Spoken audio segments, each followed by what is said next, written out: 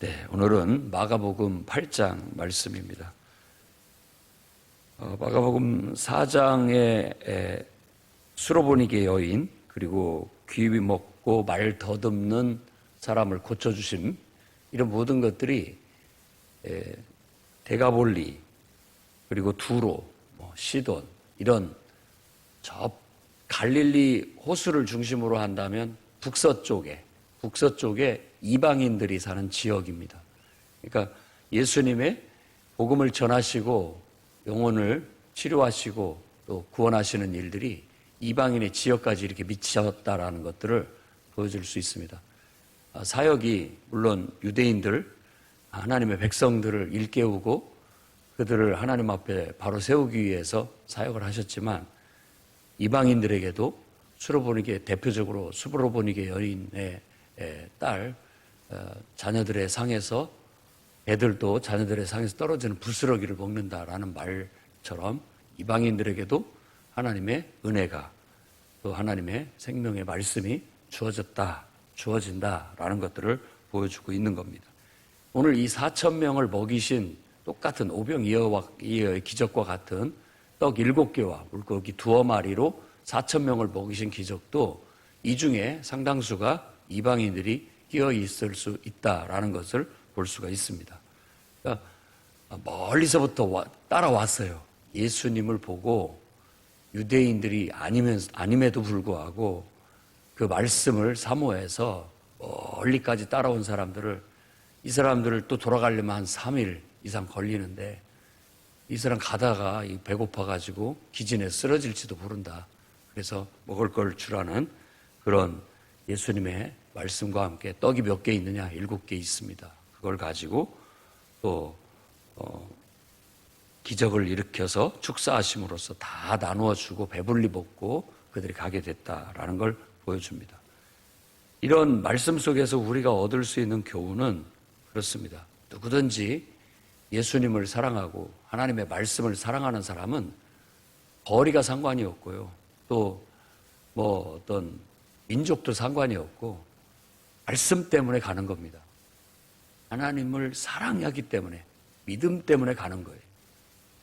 우리 예배도 마찬가지고 어떤 인간적인 요소도 있을 수 있습니다. 병을 낫고 싶어서 이런 것도 있지만은, 그저 예수님의 한번 말씀을 듣고 그 속에 생명이 있다라는 걸 알면 다 그 생명의 양식을 얻기 위해 찾아간다라는 겁니다. 우리도 정말 영적인 이 영의 양식을 얻기 위해 예수님께 늘 아무리 방해가 있고 거리가 멀고 또 어떤 다른 이유가 있더라도 그 모든 것들을 극복하고 영의 양식을 얻기 위해 달려갈 수 있는 그런 믿음이 필요합니다. 그리고 예수님은 언제든지 우리의 필요를 채워주시는데, 우리가 육신이 피곤한 건지 영혼이 무기력한 건지 항상 분별을 해야 됩니다. 늘 우리 스스로가 생각할 때 육체가 피곤하다라고 그렇게 얘기하지만, 사실은 우리가 더 영적인 갈급함이나 또 영적인 은혜가 더 충만하면 그런 것들을 이길 수도 있기 때문에 그렇습니다. 물론 균형이 필요합니다만은, 저도 늘 생각할 때 아유 피곤하다 이렇게 하는데, 가만히 보면은 이게 영적인 무기력함인가 하는 생각이 들 때가 간혹 있어요. 정말로 피곤해서 그런 경우가 분명히 있습니다. 너희가 마음은 원이로도 육신이 약하도다, 제자들에게 예수님께서 말씀하신 것처럼 진짜 육신이 연약해서 피곤해서 도저히 견딜 수 없어 그렇게 되는 경우도 있고요. 어떤 경우에는 그럴 수 있다라는 거예요. 영적인 무기력함이 자꾸만 육체적인 피로를 느끼게 하고, 그걸로 인해서 우리가 더 육신까지도 지배돼서 더 무기력해지게 되는 경향이 있을 수 있다라는 거예요. 우리의 이 모든 무기력을 이길 수 있는 것은 예수님께로부터, 예수님이 축복하시고 주시는 하나님의 말씀, 그분의 말씀을 통해서 양식을 얻고 힘을 얻어 우리가 무기력을 이겨낼 수 있고 또 피로를 이겨낼 수 있고 이 기진맥진한 이런 것들을 이겨낼 수 있다는 걸 여러분 명심하시기 바랍니다. 그래서 그럴 때일수록 더욱더 정말 하나님 말씀이 필요하다. 진짜 영의 양식이 필요하다. 기도가 필요하다. 영적인 뭔가 재충전이 필요하다라는 것들을 여러분들이 자각하고 주님 앞에 가서 이와 같은 오병이어의 기적 같은 하나님의 영의 양식을 공급받는 축복을 얻기를 바랍니다. 늘 보면 광야에서 이와 같이 먹을 것을 예수님께서 이렇게 공급하신 사건들은 일단은 모세가 광야에서 하나님께서 내려주신 만나를 먹이신 것을 떠올리게 되고요. 그 다음에 엘리야와 엘리사도 비슷한 기적을 일으켰습니다. 그러니까 기름병에 기름이 떨어지지 않게 했고 반죽통에 그 밀가루가 떨어지지 않게 했던 기적들, 이런 기적들을 일으키신 거예요. 그리고 음식에 독이 들어있을 때 나뭇가지를 던져서 독을 해소해가지고 먹을 수 있게 했다든지, 물을 정결케 했다든지, 이런 모든 것들이 다 육신적인 것 같지만 영적인 의미를 다 담고 있는 것이라는 걸 알아야 됩니다. 우리가 하나님의 입으로부터 나오는 이 생명의 양식, 곧 하나님의 말씀을 먹지 않으면 우리 영혼은 무기력해집니다. 그 하나님의 입에서 나오는 진짜 나에게 주어지는 생명의 양식, 그 말씀이 없으면 우리 영혼은 무기력해질 뿐만 아니라 타락하게 되고 영적으로 병들게 되고 잠들게 되는 거예요. 이걸 굉장히 중요시 여겨야 됩니다. 여러분들도 경험을 해보고 이게 하나님 말씀이 매일같이 되게 샘솟듯이 이렇게 솟아나는 게 얼마나 중요한지를 알아야 되고, 다른 성도들을 지도하고 돌볼 때에도 그 영혼들이 그런 영적인 상태를 유지할 수 있도록 늘 관리하고 이끌어주고 자극시키고 도전하도록 이끌어야 됩니다. 사람은 가만 냅두면 황폐화됩니다. 그리고 자유, 마음대로 해라 라고 하는 게 너무나도 좋은 말입니다만은 그 자유는 대부분 무질서나 혼란을 방조하는 것밖에 안 되는 경우들이 많습니다. 건강한 통제, 건강한 제어력, 이게 필요해요. 근데 이게 권위가 있는 어떤 사람들에 의해서 적절한 제어와 통제가 이루어져서 항상 건강하고 안전하게 살아갈 수 있도록 해주는 게 필요하고, 그 권위가 어디서 나오느냐? 바로 하나님을 사랑하는 데서, 하나님을 경외하는 데서부터 나오는 거예요.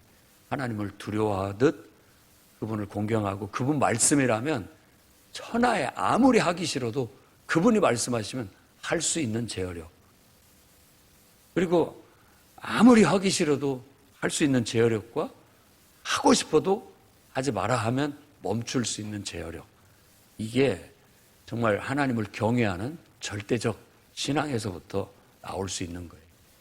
그렇게 주어진 말씀이 바로 생명의 양식입니다. 이걸 먹을 때 그런 것들을 경험할 수 있게 되는 겁니다. 그리고 제자들이 그 중간 역할을 했다라는 거, 계속해서 나눠줬다라는 거, 바로 그 제자들의 사역이 오늘날 교회 안에 일꾼들의 사역입니다. 중간 역할을 해주는 거예요. 하나님의 말씀이 각 사람들에게 실천되어질 수 있도록, 먹혀질 수 있도록, 그래서 그것이 삶에 적용될 수 있도록, 강단에서 하나님의 말씀이 선포되어지면 그 말씀이 정말 모든 사람들의 삶 속에, 삶의 정황 속에 그대로 스며들어서 양식이 되게끔, 그래서 그 말씀이 반응을 일으켜서 변화가 일어나고 순종할 수 있게끔 해야 되는 거예요. 근데 그것을 계속 길가나 돌짝밭같이 받아들이지 못하게 되면 결국 열매를 맺지 못하고 메마르고 영적으로 메말라 죽게 됩니다. 근데 우리가 할 수 있는 한 최선을 다해서 나눠주지만 본인들이 결국 먹지 않게 된다면 그건 어떻게 할 수가 없는 거예요. 할 수가 없는 겁니다. 그 영혼을 하나님께서 언젠가 깨우치시고 마음을 열게 하시고 길가를 갈아엎으시고 또 돌을 제거하실 어떤 하나님의 역사를 위해서 기도할 뿐, 하나님이 언젠가 그 영혼을 굽어 돌게 하시고 어디선가 어떤 경우를 만나든 어떤 상황을 만나게 하시든 하나님은 그 영혼에게 언젠가 길가 같은 마음을 갈아엎으실 겁니다. 그리고 그 속에 하나님의 말씀이 떨어져서 들어가서 뿌리 내리고 말씀이 먹힐 수 있게끔 영향을 나타내서 열매가 맺어질 수 있게끔 하는 일들이 일어나게 될 겁니다. 그래서 교회의 사역 중에 가장 큰 사역은 말씀 사역입니다. 사도들도 말씀과 기도에 전무하기 위해서 집사, 교회 안에 봉사하는 일꾼들을 세워서 그 외에 나머지 일들을 맡기게 되었던 것입니다. 여러분들이 그걸 잘 이해하신다면 어떻게 우리가 교회 안에서 협력하고 교회를 세우고 또 이 사역을, 말씀 사역을 잘 할 수 있을지 우리가 깨닫게 되고 그걸 잘 실천해서 좋은 결과를 가져오게 될 줄로 믿습니다. 11절에서 13절에는 바리새인들 늘 표적을 구합니다. 여기서는 힐난했다고 하는데 힐난이라는 말은 시비를 건다는 그런 뜻을 볼 수 있습니다. 그러니까 삿대질, 나쁜 말로는 삿대질인 것이죠. 이렇게 네가 정말로 너의 하는 말, 가르치는 말, 그리고 너의 행동이 하나님께로부터 온 것이라면 증명해라. 이렇게 지금 삿대질을 하는 겁니다. 증명해봐라. 예수님의 생각은 됐다 이겁니다. 됐다. 그리고 마태복음이나 이런 데서는 요나의 표적밖에 내가 보여줄 게 없다. 이 말은 여기서는 마가복음에서는 거절입니다. 사실상의 거절. 난 표적 보여주지 않겠다. 됐다. 아니 지금까지 내가 한 것과 나타낸 거 그거면 충분한데 너희들이 더 뭔 표적을 보여달라고 하느냐 이런 뜻이라고 볼 수 있습니다. 지금까지 내가 하나님의 말씀을 전하면서 나타났던 증거들, 기적들, 그리고 여러 가지 역사들, 하나님이 역사하시는 것들을 보면은 당연히 이게 하나님의 역사다라는 걸 깨달을 수 있을 텐데 너희가 자꾸 지금 다시 또 표적을 보여달라고 하는 것은 그것을 하나님의 역사로 보지 않는다는 거 아니냐. 더 이상 내가 뭘 보여주겠느냐. 그럼 너희가 바라는 표적은 딱 하나다.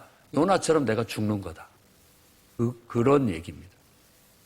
내가 죽기를 바랄 뿐 너희들이 나를 신뢰하고 믿고 나의 가르침을 마음을 열고 정말 하나님 말씀으로 받아들이려는 마음이 눈꼽만큼도 없다라는 거예요. 우리가 바리새 신앙을 주의해야 됩니다. 이건 정말 이 복음서 자체에서 이 바리새 신앙은 갈아엎어야 할 길가예요. 갈아엎어야 할 길가. 하나님 말씀으로 받지 않아요. 그냥 어떻게든지 음해하려는 생각, 나쁘게만 생각하려고 하고, 뭐 눈앞에서 기적이 나타나고 하나님의 능력이 나타나도 이건 하나님이 하신 것이 아니야. 이건 마귀가 한 것이야. 이런 식으로 갖다 붙여버리니까 더 이상 뭔 할 말이 있습니까? 너희들이 바라는 건 내가 죽는 거 그거밖에 없구나. 요나의 표적밖에 보여줄 게 없다라고 그렇게 말씀하고 그 요나의 표적은 자신이 죽어 무덤에서 3일 동안을 있을 것이라는 것을 또한 암시적으로도 보여주는 것입니다. 이 세대에 내가 표적을 보여주지 않겠다라고 그렇게 말하는 것들은 다른 뜻이 아니라 이렇게 믿지 않으려고 마음을 먹은 길가 같은 사람들에게는 아무리 표적을 나타내고 기적을 일으켜도 믿지 않는다라는 겁니다. 예를 들어 부활하신 예수님이 지금 여기 나타났어도 이건 뭔가 속임수일 거다. 이거 뭔가 조작이 있다. 그걸 밝혀야 된다. 안 믿으려고 하면 안 믿습니다. 끝까지 안 믿어요. 믿으려고 하면 다 믿어집니다. 그러니까 어린아이처럼 순수한 마음으로 바라볼 때 믿을 수 있습니다. 14절 21절에는 바로 이와 같은 바리새인의 누룩, 헤롯의 누룩을 주의해라 라고 얘기합니다. 바리새인의 누룩은 자기들의 기득권, 먼저 된 자들이라고 볼 수 있죠. 자기들의 기득권, 그동안에 가지고 있는 자기들의 아성, 이런 것들만 생각해요. 하나님을 생각하는 게 아니에요. 하나님을 위한다라는 말은 허울뿐이고 결국은 자기들의 명예, 자기들의 아성, 자기들의 권위, 이것을 지키기 위해서 이것에 손상을 가하는 자는 가차없이 배척하는 바리새인들의 누룩, 그러니까 바리새 신앙을 주의해야 됩니다. 헤롯의 누룩도 마찬가지예요.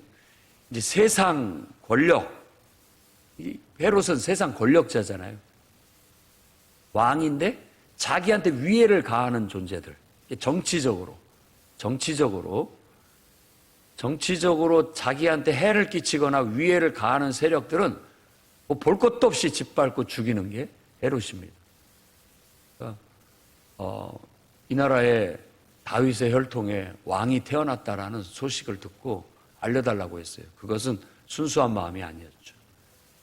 죽이려고 했던 겁니다. 그런데 깜짝같이 사라져버리니까 그 일대에 그 무렵에 태어난 아이 1살, 2살까지 다 죽여버렸잖아요. 그게 정치입니다. 그게 정치예요. 정치 논리에 빠지면 되는 게 없고요. 정치 논리에 빠지면 불의도 과감하게 단행을 합니다. 자기의 권력을 유지하기 위해서 못할 짓이 없어요. 그런 내용들은 마키아벨리가 쓴 군주론에 잘 정리되어 있어요. 옛날엔 금서에 속했던 것이죠. 아무나 그걸 보게 하지 않았어요. 거기에 그런 방법들을 다 얘기하고 있으니까. 어떻게든지 수단과 방법을 가리지 않고 군주가 되는 법, 권력을 잡는 법에 대해서 정의를 해놨어요. 새로 왕이 되는 황제에게 선물로 준 책입니다. 세상이 그런 거예요, 정치란. 헤롯의 누룩을 주의해야 돼요. 교회 안에 바리새 누룩이 들어오고 헤롯의 누룩이 들어와 버리면 교회는 이제 망하는 겁니다. 교회는 세상 단체가 돼버리는 거고 망하는 거예요. 그러니까 우리는 이런 말씀을 지금 마가가 목회하는 교회에 주어진 교훈이라는 걸 알아야 됩니다.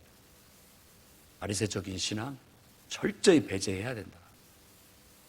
교회 안에 이런 당파가 세워지면 안 됩니다. 강단에 하나님 말씀으로 듣지 않고 어떻게든지 뭐가 문제다. 자꾸 교회가 뭐가 문제다. 아니 정말로 문제라면 본인이 나서서 그 문제를 해결하시면 되는 겁니다. 자기가 나서서 뒤에서 문제다라고만 하고 있을 일이 아니라 문제가 보이면 달라들어서 손을 걷어붙이고 그 문제를 해결해 나가야 할 거 아니에요. 할 수 있는 한. 뒤에서 계속 트집 잡고 힐난하고 이러고만 앉아있는 신앙. 또 정치적으로 세력화해서 정치 권력화하고 이런 것들이 아예 답습도 하지 말아야 되고 그쪽을 바라보고는 우리가 숨도 쉬지 말아야 됩니다. 그런 영향을 받으면 안 돼요. 뉴스만 보면 늘 그런 누룩들이 막 퍼져요. 퍼뜨리고 있는 것 같아요. 그러니까 곳곳에 사회단체, 곳곳에 그런 영들이 들어가서 그런 일들이 비슷비슷한 일들이 계속 벌어지는 거예요. 이 교회 안에는 그런 세속적인 게 들어오지 못하도록 딱 결계를 쳐야 됩니다. 하나님의 말씀으로 다 끊어야 돼요. 누구나 올 수 있지만 거듭나서 들어와야 돼요. 변화돼서. 그 모습, 세상적이고 세속적인 모습을 갖고 그대로 통과할 수는 없습니다. 아무도 그 거룩함에 들어올 수 없어요. 만일 들어왔다? 그러면 그 들어온 사람들이 불타서 죽어야 되는 게 맞습니다. 그게 영적인 원리고 성경의 원리인 것이죠. 그런데 이 바리새인의 누룩과 헤롯의 누룩을 얘기했던 제자들 아직도 영적인 눈이 열리지를 않았어요. 그러니까 이것이 영적인 문제를 얘기하는데 인간적인 육신적인 먹는 것 같고 떡을 준비하지 못한 것에 대해서 예수님이 말씀하시는 것으로 오해를 합니다. 이게 이제 교회 안에 예수님을 믿고 따른다고는 하지만 아직 미숙해서 영적이지 못하고 육신적인 신앙인들에 대한 얘기인 거예요. 그러니까 지금 이 말씀 속에 신앙의 다양한 부류가 다 나오는 거죠.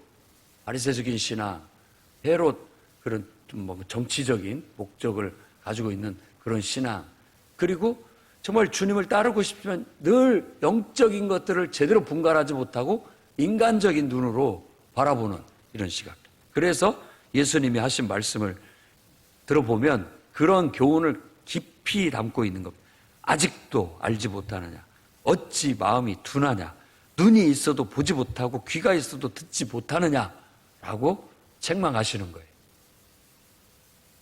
어찌 보면 교회 안에는 예수 믿고 예수님을 주로 고백하고 예수님을 믿는다고 하지만 이 제자들 마냥 아직도 영적이지 못한 어린 신자들이 많습니다.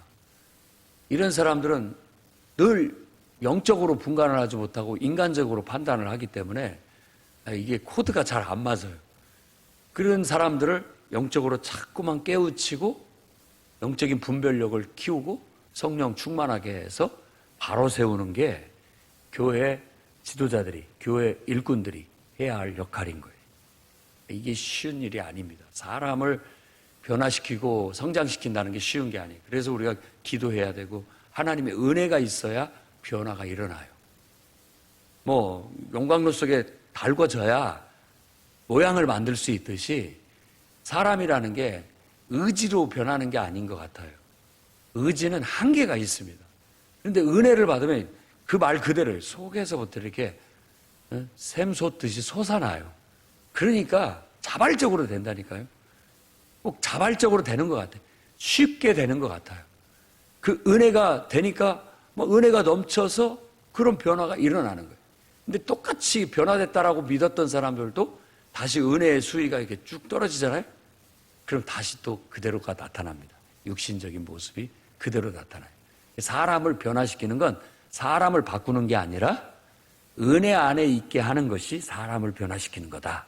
이런 진리를 터득할 수가 있는 거죠. 사람을 은혜 안에 있게 하면 그 은혜의 영향을 받아서 변화가 되는 거고요. 그 은혜가 떨어지면 다시 원래 모습이 나타나는 거고. 저도 마찬가지고 누구나 다 마찬가지인 거예요. 그래서 매일 기도 생활을 하고 말씀을 묵상하고 은혜를 유지하는 게 얼마나 중요한지 몰라요. 부흥회하고 은혜가 이렇게 있으니까 사람들 얼굴이나 모습 속에, 행동 속에, 말 속에 은혜가 솟아나요. 그냥 은혜가 묻어서 나타나요. 사람이 변화된 것 같아요. 그런데 시간이 지나면서 또 이렇게 은혜가 떨어집니다. 이번 다니엘 기도회를 통해서 화요일 저녁 8시부터 시작되는 다니엘 기도회를 통해서 다시 은혜 받고 하나님 말씀, 살아있는 하나님 말씀, 영의 양식을 경험하게 되면 다시 이 무기력해진 영혼들이 다시 힘을 탁 뻗어가지고 찬양 소리가 달라지고 기도 소리가 달라지고 또 우리들의 행동이 달라지고 말이 달라져서 그 속에 하나님의 은혜가 있고 하나님의 능력이 있는, 그렇게 한번 가서 여러분의 직장 생활을 해보고 그런 은혜를 받고 능력을 받아서 사업을 해보고 그런 은혜와 능력을 받아서 가정에 가서 한번 가정을 잘 돌봐보십시오. 하나님이 역사하십니다. 그래서 만날 때마다 막 다 이렇게 업돼서 막 만나줘야 돼. 목사님, 막 집사님, 이런 일이 있었습니다. 막 말하고 싶어서, 하나님이 역사하신 것을 간증하고 싶어서 그렇게 모여야 되지. 무기력하게 마치 어쩔 수 없이 교회를 나와주는 것처럼 끌려와 갖고 예배다운 예배도 드리지 못하고 그냥 그 무기력한 모습 그대로 또 돌아가고, 이게 반복되면 언젠가는 죽고 맙니다. 마귀가 가만두지 않습니다. 어떻게든지 믿는 자들도 넘어뜨리려고 하는 게 사탄인데, 언제까지 우리가 눈이 있어도 보지 못하고 귀가 있어도 듣지 못하고 그런 영적인 문외한 가운데 살아가야 되겠습니까? 주님은 그런 것들을 말씀하시고 벳세다의 맹인을 치료해 주십니다. 육신의 눈먼을 침을 뱉으시고 안수하여 치료해 주셨다라고 말합니다. 그러니까 결국은 눈을 뜨게 됐는데 보이느냐? 그랬더니 처음에 바로 또렷하게 보지 않았습니다. 나무 같은 것이 보입니다. 이 나무 같다라는 건 이제 사람인데 나무같이 이렇게 보인다라는 거예요. 희미하게 보인다는 거죠. 그러다가 이제 다시 또 안수하시니까 그 다음에는 밝히 보게 됐다라고 말하는 거예요. 이렇듯 육신의 눈도 이렇게 예수님이 만져주시고 안수하심으로 띄어지는 것처럼 영의 눈도 이렇게 띄어진다라는 걸 보여주는 겁니다. 영의 눈도. 처음에는 희미하게 실수할 때도 있고 잘 못 볼 때도 있고 그렇지만 계속해서 예수님 앞에 가서 은혜를 받게 된다면, 안수받고 은혜를 받게 된다면 눈이 밝아져서 우리 안에 은혜가 탁 들어차면은 우리 영혼이 누구보다도 내 영혼이 기뻐해요. 기쁨의 찬양을 드릴 수 있고 기쁨의 예배를 드릴 수 있으니까 내가 영적으로 만족이 되고 늘 은혜가 충만하니까 그 은혜 가운데서 분별하는 분별력이 가장 지혜로운 참 지혜입니다. 잠언서에서 말하는 지혜는 하나님의 임재 가운데서 하나님의 눈으로 모든 것을 분별할 수 있는 지혜예요. 그게 그 분별력을 지혜라고 하는 거예요. 매사가 그런 지혜가 있으니까 뭔 일을 하도 잘 되는 거죠. 뭔 일을 해도 하나님의 은혜가 흘러가게 되고 하나님의 축복이 있게 되고, 세상적으로 말하면 뭔가 모르지만 이게 지금 뭔가 재수가 좋다, 아니 뭔가 지금 우리한테 행운이 왔다, 뭐 이렇게 말할 수 있는 건데, 사실 보면 하나님께서 은혜를 이렇게 흘려 보내주시는 겁니다. 은혜를 흘려 주시니까 뭐 똑같이 해도 더 잘 되는 거고, 별거 아닌 것 같은데도 하나님이 그냥 알아서 역사하시는 경우들이 많이 생기게 되는 거예요. 이렇게 하나님은 우리에게 복을 주시려고 우리를 부르시고, 또 우리에게 정말로 필요한, 은혜 받고 축복받는데 필요한 말씀을 주시는 거예요. 때로는 우리가 그걸 받아들이기가 어려울다 할지라도 받아만 들인다면 그게 생명의 양식이 돼서 영원히 살고 영육이 강건하는 축복을 받게 되고 범사가 잘 되는 복을 받게 되는 겁니다. 자, 진짜 눈이 뜨여졌다라는 건 뭘까? 27절에 30절 말씀, 빌립보, 이제 가이사라 빌립보. 가이사라라는 말은 가이사라는 말인데, 가이사가 세운 도시, 세종시, 이런 거와 같은 거예요. 황제의 이름을 따라서 황제를 위해서 세운 도시, 이런 의미. 가이사는 뭐 로마 황제 집안이죠. 가이사가 이제 로마를 통치했으니까 케사르를 말하는 겁니다. 우리가 잘 알고 있는 가이사랴라는 곳은 가이사를 위해서 헤롯 집안이, 여기서는 이제 빌립이라고 하는, 빌립보라고 나왔지만 빌립이라고 하는 헤롯 빌립, 헤롯 집안에 이름이 있어요. 안티바스가 있고 이 빌립이 있고, 빌립이라는 헤롯이 왕가의 사람이 로마 황제한테 잘 보이려고 신도시를 개발한 곳이 바로 이 가이사랴라고 볼 수 있습니다. 그곳에서 사람들이 나를 누구라 하느냐? 세례 요한, 엘리야, 선지자. 앞에서 말한 것처럼 무엇이 보이느냐? 나무 같은 것이 보입니다 라는 답변입니다. 예수님을 정확히는 보지를 못하고 예수님을 대충은 알겠는데, 이분은 보통 분은 아니야. 죽은 침례 요한이 살아났거나 그 급, 구약에는 대단한 능력을 행했던 엘리야 같은 그런 분, 그리고 성경에서 말하는 그 신실한 선지자들 중에 한 사람, 이런 사람이라고 다 이구동성으로 얘기한다는 거예요. 그러면 이제 너희는 나를 누구라고 보느냐? 라고 했을 때 베드로가 답변하기를, 성질 급하고 제일 항상 앞장서는 베드로가, 주는 그리스도십니다. 마태복음에는 거기다 하나를 더 붙였죠. 하나님의 아들이라고. 그리스도, 곧 메시아를 헬라어로 번역한 말입니다. 메시아라는 뜻입니다. 메시아라는 것은 세상을 구원하고 세상을 통치할 영원한 왕, 이런 의미가 있습니다. 구약 성경의 바탕으로.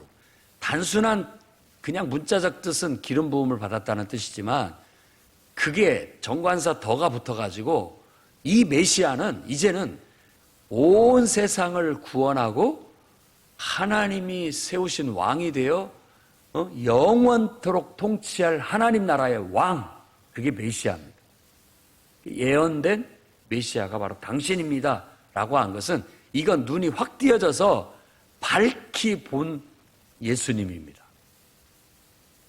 우리 신앙이 서서히, 예수님은 좋은 분, 뭔가 모르지만 그분이 뭔가가 있는 것 같아, 서서히 눈을 뜨다가 딱 눈을 뜨고 보니까 주는 나를 구원하실 나의 왕이십니다 라고 고백하는 신앙 고백을 하게 되는 것이죠. 이 신앙까지 우리가 도달을 해야 됩니다. 그게 진짜 신앙 고백이 되는 것이죠. 그렇게 신앙 고백을 했음에도 불구하고 이제 이 신앙 고백이 있은 후부터 예수님은 자신이 버림받고 고난을 받고 십자가에 못 박혀 죽을 것을 대놓고 얘기합니다. 대놓고. 그런데 이것을 베드로가 듣더니만 굉장히 기분 나빠합니다. 그리고 항변해요. 항변을 했다라는 것은 거의 멱살 잡을 정도까지 갔다라고 생각하면 됩니다. 왜 맨날 그런 말씀하십니까? 왜 이렇게 부정적인 말씀만 하시냐고. 막 하면서 승질을 내면서 막 거의 그 삿대질을 하면서 달라드는 정도가 베드로가 지금 하는 일입니다. 그때 예수님께서 사탄아 내 뒤로 물러가라. 네가 하는 일을, 네가 하나님의 일을 생각지 않고 사람의 일을 생각한다. 분명한 신앙 고백이 있을 때 우리에게 늘 한 가지 이렇게 피할 수 없는 것, 당연하게 주어지는 것이 고난입니다. 고난. 십자가의 고난. 진짜 신앙 고백을 한 사람에게 닥치는 주님을 위해서 우리가 감당해야 할 고난. 근데 이것을 산상수훈의 말씀처럼 축복으로 알고 기쁨으로 알고 감사할 수 있어야 진짜 참신앙이 됩니다. 근데 정말 기쁨으로 내가 예수님을 탁 발견하고 주님은 나를 구원하실 나의 왕이십니다. 나의 영원한 왕이십니다. 라고 고백을 하고 보니까는 갑자기 막 앞길이 험난한 거예요. 고난도 있고 내가 막 짊어지고 가야 할 십자가가 무겁게 느껴지고 이런 것들이 느껴지는 거예요. 그러니까 내가 말하는 건 이런 삶이 아니고 정말 하나님의 은혜로 막 하늘을 날아오를 줄 알았는데 왜 이런 일들이 닥칩니까? 이게 베드로의 항변이 어떤 의미에서 그런 의미가 담겨져 있습니다.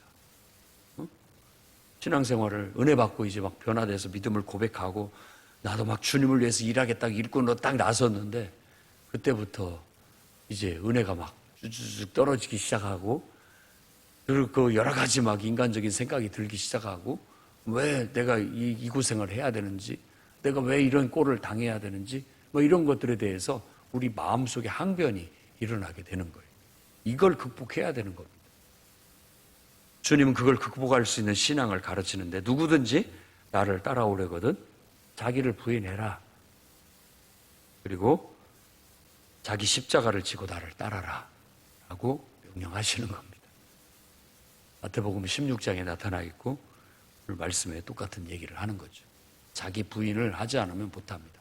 그 말은 내 생각, 내 감정, 내 판단 다 내려놓고 오직 십자가, 하나님의 말씀, 하나님의 사명, 내가 맡은 역할, 내가 해야 할 일, 그거 짊어지고 꿋꿋하게 오히려 산상수훈의 가르침처럼 감사함으로 내가 주님을 위해서 이런 고난을 받을 수 있어서 감사합니다. 내가 주님을 위해서 이렇게 수고할 수 있게 해주셔서 감사합니다. 내가 주님을 위해서 이렇게 희생할 수 있어서 감사합니다. 내가 주님을 위해서 이렇게 욕먹을 수 있어서 감사합니다. 내가 주님을 위해서 이렇게 내 몸이 상할 수 있어서 감사합니다. 사도 바울도 예수 그리스도의 남은 고난을 내 몸에 채우노라 라고 하면서 그의 수도 없는 고난의 길을 갔어요. 그게 진짜 주님을 따르는 제자의 길이라는 걸 말해주는 것이죠.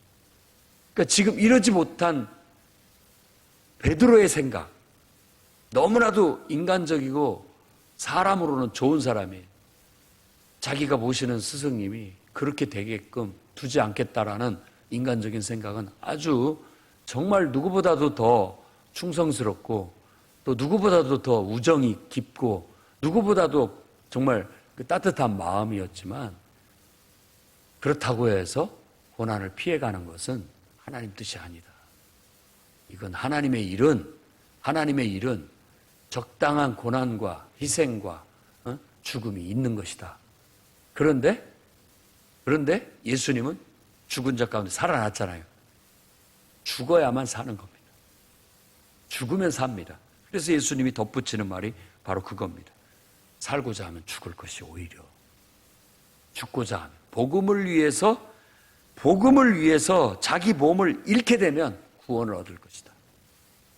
그게 예수님은 친히 그것을 모범으로 보여주셨고, 이제 예수님을 믿고 따르려는 모든 사람들도 그 길을 가는 사람이라는 걸 알아야 됩니다.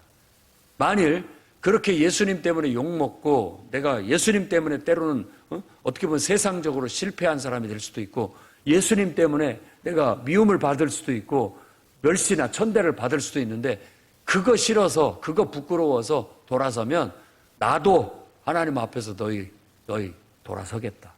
나도 너희를 부끄러워하겠다 하고 말씀하시는 거예요.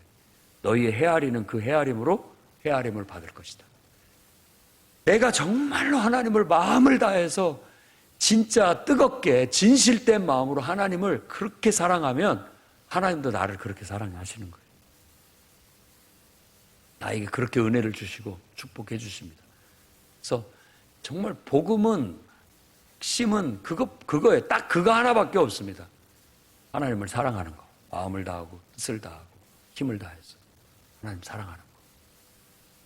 그것이 예배를 통해서 묘사되고 그것이 내 삶을 통해서 나타나게 되면 거기에서부터 하늘의 가장 좋은 것들, 가장 좋은 은사나 복들이 다 흘러 들어옵니다. 그리고 우리의 믿음은 그리 아니하실지라도 그렇게 하나님을 섬기며 살도록 지원받은 존재라고 믿고, 영광도 하나님과 함께하고 고생도 하나님과 함께하면서 내 남은 삶을 정말 하나님이 기뻐하시는, 하나님과 함께하는 삶을 위해서 다 드리겠습니다 라는 게 진짜 신앙의 길이라는 걸 오늘 깨닫고, 여러분들이 영적으로 무디고 무기력한 자가 되지 마시고 영의 양식을 얻고 힘을 팍 받아가지고 주는 그리스도라고 외치면서 정말 그분이 쥐어준 십자가, 그것이 영광이든 그것이 정말 멸시천대고 고난이든 기꺼이 기쁨으로 그 십자가를 질 수 있어서 감사하다고 하면서 찬송 부르면서 룰루랄라 하면서 하나님께 영광 돌리면서 희망차게 오늘도 살아가시기를 주의 이름으로 축원합니다.